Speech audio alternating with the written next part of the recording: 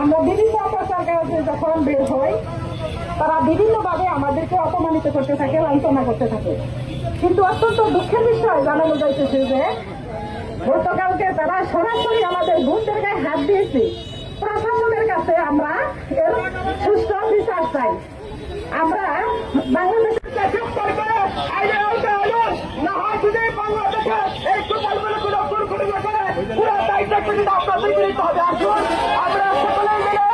গোপালপুরে যে গণজোয়ার সৃষ্টি হয়েছে আজকে রূপসা থেকে পাথরিয়া টেকনাফ থেকে তেতুলিয়া পুরো বাংলাদেশ রাজকাল থেকে নিয়ে সচিবালয় পর্যন্ত শুধু একটি আওয়াজ উঠেছে, সেটা হলো হক ঠেকাতে এবং জামাত ইসলামী বাংলাদেশ।